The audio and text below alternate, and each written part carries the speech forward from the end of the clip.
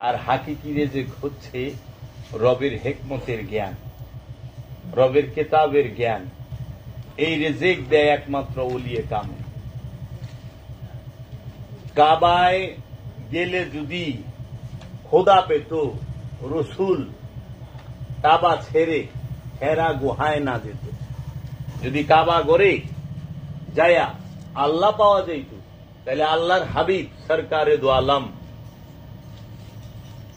এই কাবা ছাইরা হেরা পর্বতের 2500 ফিট উঁচা, জাবালে নূর পর্বতের 2500 ফিট উঁচা হেরা গুহায় যাইত না। 2500 ফিট উঁচা, বুঝছ, উপরে চূড়ার মধ্যে হইল গুহা। ওখানে আরব সরকার সিঁড়ির মতো করে দিছে, পানি পিয়াস লেগে যায়। আর একবার চিন্তা করতে পারছে 2500 ফিট উঁচা, 1 ফিট করে যদি একটা কাইট দাও, 2500 কাইট দেওয়া লাগবে। 2 ফিট করে দিলে 1250 কাইট। যেখানে মহানবী হেরা পর্বতে মুরাক্কাবা মুশাহেদা করছে, ধ্যান করছে যেখানে, তাইলে কাবার ঊর্ধ্বে হেরা গুহা। কারণ কাবায় আল্লাহর বাণী আল কোরআন, রসুলের বাণী আল কোরআন। কাবায় একটা আয়াত নাজিল হয়নি।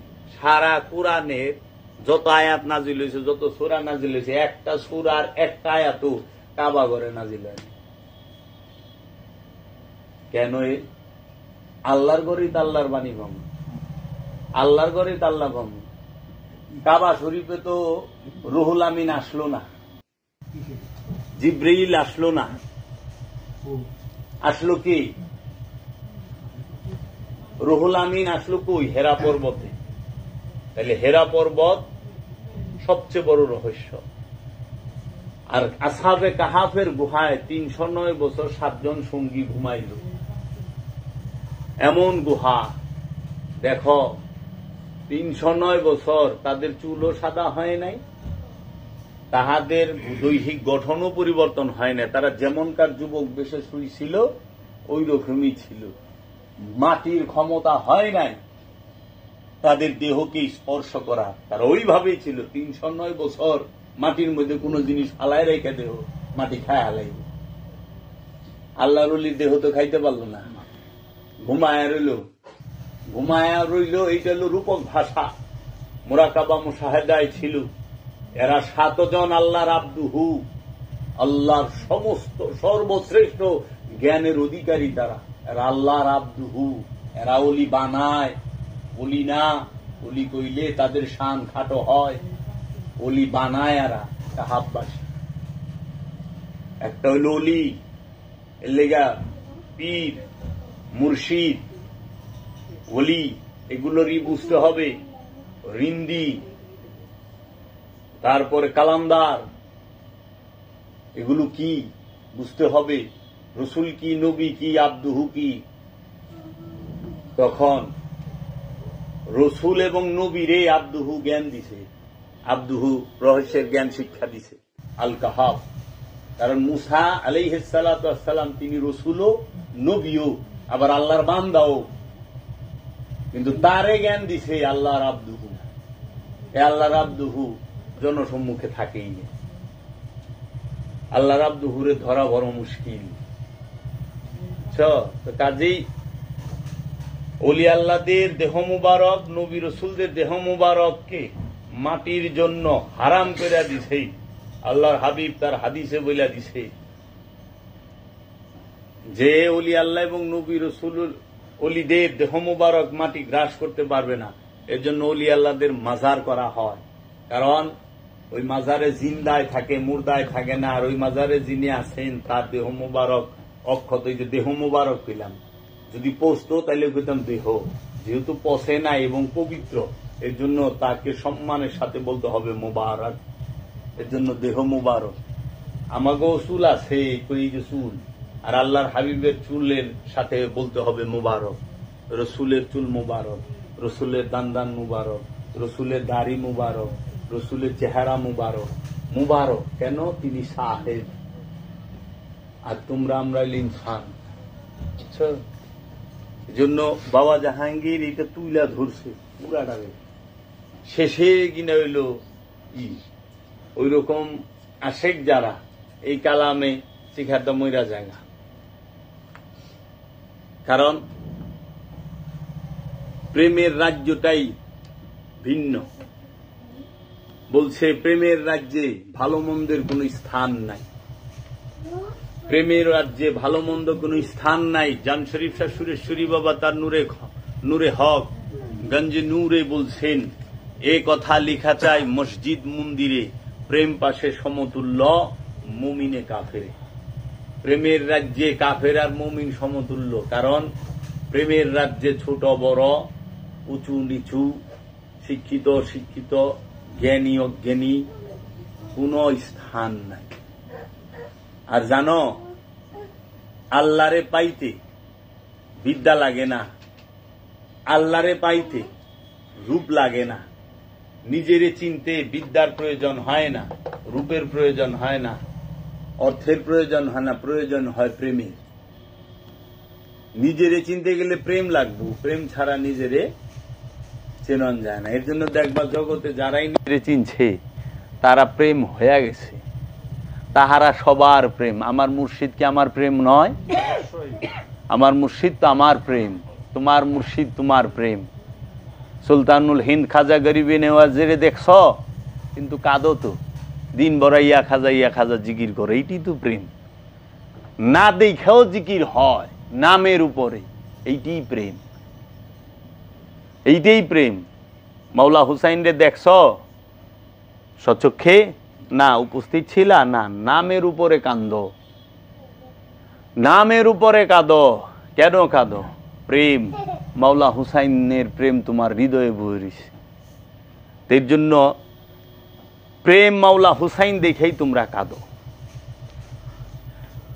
মাওলা হুসাইন যদি প্রেম না হইতো তাহলে কেউ কাঁদতো না। কারণ প্রেমেই প্রেমের জন্য কাঁদে, বুঝছ? স্বার্থের জন্য কাঁদে। তো তুমি যদি মাওলা হুসাইন প্রেম, তার প্রেম তোমার হৃদয়ে আছে, ওই প্রেমেই মাওলা হুসাইনের লেগে কাঁদে। আমরা মহানবীর প্রেমিক তো অনেক বড় বিষয়। আমরা আল্লাহর হাবিবকে না দেখা না শুই না, আমরা তার দেশের না, তার জাতের না, তার ভাষার না, কিন্তু আমরা আল্লাহর হাবিবকে ভালোবাসি মন ও প্রাণ উজাড় করে। তার জন্য আমরা কাঁদি, তার দিদারের অপেক্ষায় আমরা থাকি। সব সময় বলি আল্লাহর রসুলের সাফায়াত যেন আমাদের নসিব হয়।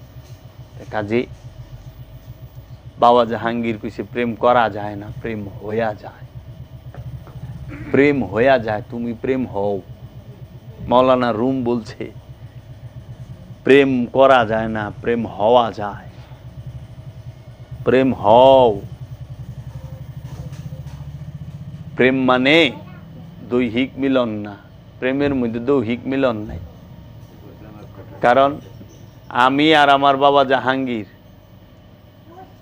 তুমি তোমার মুর্শিদ প্রেম করতেছ, কিন্তু ওইটার মধ্যে দৈহিক মিলন নাই। প্রেম করতে লিঙ্গ লাগে না, যে বিপরীত লিঙ্গ লাগবে। প্রেম করতে যে কোনো লিঙ্গের সাথে হইয়া যায়। প্রেম হইল ঐশ্বরিক, প্রেম হইল আত্মিক, প্রেম হইল প্রাণের খোরাক। ওই যে কয় না গান আত্মার খোরাক, না, গান হইল প্রাণের খোরাক। আত্মা তো স্বয়ং প্রভু, আত্মা সবারই খোরাক। কারণ প্রভু না থাকলে প্রাণ যে বাঁচে না। আমার থেকে প্রভু যখন আলাদা সরে যাব, প্রভু যখন আমার থেকে মুখ ঘুরায় নিব, নজর ঘুরায় নিব, তখন আমি শেষ। এই জন্য বলছি যে কি नजर तिरछी कर दी तो कजा बन गए, नजर ऊंची की तो हया जिंदगी बन गई, नजर नीची। একটা কালাম আছে যে নজরকে উঁচা করে দিছে, আমার দিকে নজর উঁচা করে তাকাইছে, আমার জিন্দেগি তৈরি হয়ে গেছে। আবার আমারে দেখার নজর ঘুরায় নিছে, আমার মৌত হয়ে গেছে। বুঝছ? তো মুর্শিদ যদি নজর ঘুরায় নেয়, আমার লেগে মরণ। তা মুর্শিদের দয়ায় আমার প্রয়োজন। আপনি জামা নেন, আপনারটা লয়ে থাকেন, আমি যারে ভালোবাসি আমি তারে লয়ে থাকি, আমি তো আপনাকে বলি নাই। আপনি বলছেন কাউরে যে আসো আমারটা মানো না, ফেলে দাও। তুমি জানো পৃথিবীতে যত মহাপুরুষ হয়েছে তার 70% মহাপুরুষের কোনো শেষ অনুষ্ঠান এই মহাপুরুষদের বিরোধী যে শক্তি আছে, আনুষ্ঠানিক সৈনিক ধর্মিক যারা, তাহারা করতে দেয় নাই। বুল্লে শাহর জানাজা পড়ে নাই, হাফেজ সিরাজের জানাজা পড়ে নাই, বাবা কবির আহমদের বাবা সারমাস্তের, বাবা বুল্লে শাহর, হজরত উসমান রাদিয়াল্লাহু তাআলা আনহুর যা একটু চায় দেহ, কয় না তো, কয় ইখতিলাফ করে লাভ নাই। ইখতিলাফ কি সত্য জানতে হইব না? হয় নাই। আর যাই না রাখো, কোন অলি আল্লাহর জানাজা হয় না, জানাজা হইব হইল মুর্দার। অলি রে আল্লাহ কোরআনে কইছে জিন্দা, মৌত কাবলা আনতা মৌত, মরার আগে মইরা গেছে। বালা হিয়া তখন কইছে, বরণ তাহারা জীবিত। তো ওই জীবিতের জানাজা দিবি? তুই জিন্দা, তোর জানাজা পড়ুম আমরা? জীবনও না, মরলে তোর জানাজা পড়ুম। এর লেগে দেখো না জানাজার লাশের সামনে খাড়ায় কই মাইয়াতের জানাজা পড়তাছি, আল্লাহর ওলি সামনে খাড়ায়া কদিহি কার সাহস আছে মাইয়াত তোরই খেয়ালাই দিব। এর জন্য এক আল্লাহর ওলি উনি গেছিলেন ডাক্তার দেখাইবার, তখন ডাক্তার একটু বেশি ফেলাইছে, মানে জালালি ভাবতো তার, তো অলির তো কইছে যে আপনার তো অবস্থা ভালো না, আপনি তো 3 মাসের ভিতরে মারা যাবেন। তো ওনার জালালি ভাব, আমি 3 মাসে মারা যাম গে, তুই 3 মাসের মধ্যে মরিয়া যাবি গা। কয়ে গেলাম, কয়ে গেছে গা, ঠিকই 3 মাস যেদিন সেদিন মরে গেছে ডাক্তারে। ওলি আল্লাহ, অলির লগে জুলাইতে নাই। অলির শত্রু হইলে আল্লাহর শত্রু হইতে হয়। এর জন্য দেখবা অলি গো মাজার বড় বড়, তারা আলিশান ভাবে থাকে। যে আল্লাহর হয়ে যায় সে বাদশাহ, আল্লাহর যে হয়ে যায় সে বাদশাহ। তুমি মানো না মানো এতে কিছু আয় যায় না তো, কারণ তারে আল্লাহ চিনে, তাকে তার রবে চিনে। ও আমার দেহ, কোরআনে কইছে মুসা আমার বান্দা, কোরআনে কইছে ঈসা আমার বান্দা, কোরআনে কইছে ইসমাইল সে আমার বান্দা, কোরআন বলছে ইয়াহিয়া সে আমার বান্দাদের মধ্য থেকে সলেহীন ছিলেন, সলেহীন বান্দা। আল্লাহ কইতাছে ইব্রাহিম আমার বান্দা। ওই এই যে তোরা যে এত আরবি উর্বি জানস, এত সহি শুদ্ধ পড়স, এত কিছু করস, তো আল্লাহ কইছে শাহিন আমার বান্দা, কালাম আমার বান্দা, এরাম জাবের আমার বান্দা, জাকারি আমার বান্দা। আল্লাহ কয় না, তোরা এত কিছু করত, আল্লাহ বান্দাই কয় না। আমাগো বান্দা কে কয় জানাস? এই যে আজকে সারা রাত বয়ে পড়বি, বয়ে থাকবি, ফজরের সময় দেখবি কে জানি মাইক দিয়ে কইতাছে, ও গো আল্লাহর বান্দা বান্দিরা উঠান উঠান নামাজের সময়, দেখবি কে জানি কয় মাইক দেয়। ওরা হইলে হের বান্দা, আল্লাহর বান্দা হইলে আল্লাহর কথা শুনবি, যার বান্দা তোরা হের কথা শুন। ক ঠিক কিনা? এই যে দেখছ, যার বান্দা হের কথা কথা ঠিক। ঠিক আছে বাবা, জয় গুরু। আল্লাহ আছে, আল্লাহর বান্দা ঠেলা আছে।